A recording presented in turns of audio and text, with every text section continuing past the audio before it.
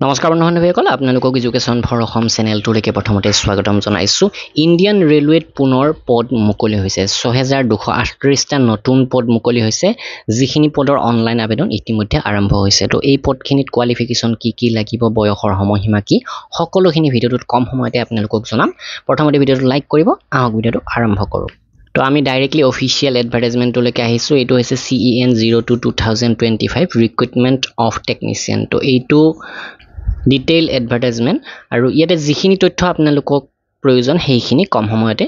জনাম তো প্ৰথম কথা এই পদখিনিৰ অনলাইন আবেদন 28 জুন 2025 অৰ্থাৎ যোৱাকালিৰ পৰা আৰম্ভ হৈছে আৰু ইয়াৰ লাষ্ট ডেট হৈছে 28 জুলাই 2025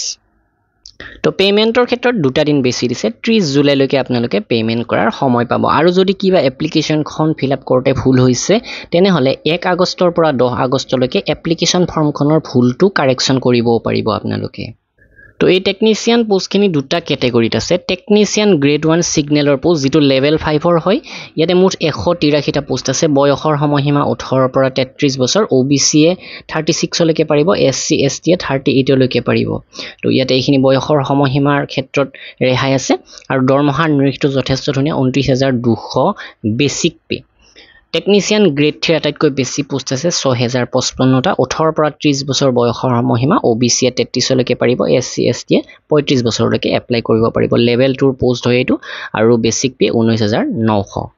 তো আপোনালোকে এই পদখিনিৰ বাবে আবেদন কৰোতে আবেদন মাসুল পে কৰিব লাগিব তো ইয়াতে প্ৰথম কথা আবেদন মাসুল যদিও পে কৰিব লাগে আপোনালোকে প্ৰথম যেটো CBT এক্সাম হ'ব কম্পিউটাৰ বেস এক্সাম টায়াৰ 1 2 বা লেভেল প্ৰথম যেটো স্টেজ 1 ৰ এক্সাম হেইটো এক্সাম দি আহিলে আপোনালোকৰ 500 টকা যিসকলে পে কৰিব তেওঁলোকক 400 টকা ৰিফান্ড কৰা হ'ব আৰু 250 টকা যিসকলে পে কৰিব 250 টকাই ৰিফান্ড কৰি দিয়া হ'ব ডাইৰেক্টলি আপোনাৰ বেংক একাউণ্টত ৰিফান্ড কৰি দিয়া হ'ব এপ্লাই কৰোতে আপোনাৰ বেংক একাউণ্টৰ ডিটেইল দিব সেইমতে আপোনালোকে ৰিফান্ড পাই যাব তো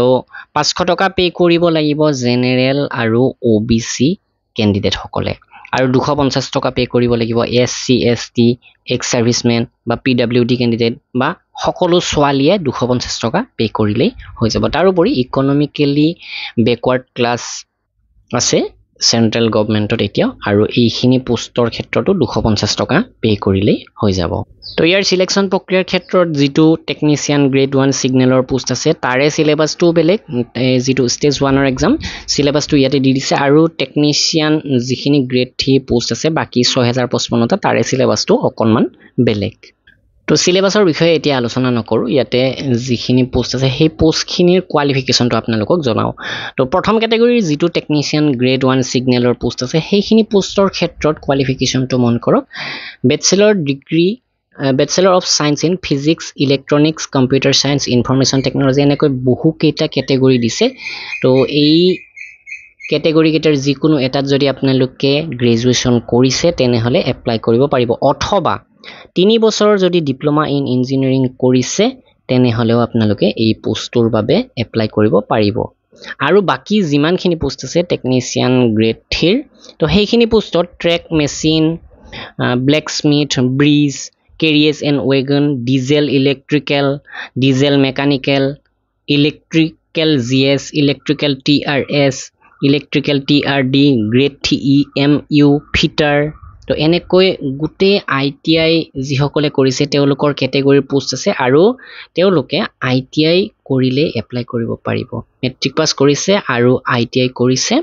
তেওঁলোক এলিজিবল ইয়াতে বিভিন্ন ক্যাটাগৰী আছে সেই ক্যাটাগৰী অনুসৰি আপুনি এলিজিবল হ'ব অথবা ইয়াতে এটা কথা কৈছে যে যদি ITI কৰা নাই আপোনালোকে এক এপ্ৰেন্টিসশিপ কৰিছে যিকোনো এটা ট্ৰেডত বা যেটো পোষ্ট আছে সেই পোষ্টৰ ট্ৰেডত যদি এপ্ৰেন্টিসশিপ কৰিছে তেনেহলেও আপোনালোক এলিজিবল সেই পোষ্টৰ বাবে এপ্লাই কৰিবলৈকে তো এইখিনি আছিল আপোনালোকক জনাবলগীয়া আৰু এই ৰেলৱে এক্সামৰ বাবে যদি অসমীয়া বা ইংৰাজী মাধ্যমৰ PDF বিচাৰে তেনেহলে আমাৰ ওয়েবসাইট assamgkpdf.com ভিজিট কৰিব ইতিমধ্যে ৰেলৱে গ্ৰুপ D NTPC বা ৰেলৱে বিভিন্ন এক্সামৰ বাবে আমি দুখনকৈ PDF अवेलेबल কৰিছো অসমীয়া মাধ্যমত সেইখন আপোনালোকে বিচাৰিলে কিনি ল'ব পাৰে আৰু যদি প্ৰিভিয়াস পেপাৰ বিচাৰে প্ৰিভিয়াস পেপাৰৰ যথেষ্ট কম দামত আমাৰ পৰা কিনি ল'ব পাৰিব তো ইয়াৰ বাবে assamgkpdf.com ভিজিট কৰিব ভিডিওটো এইখিনি ধন্যবাদ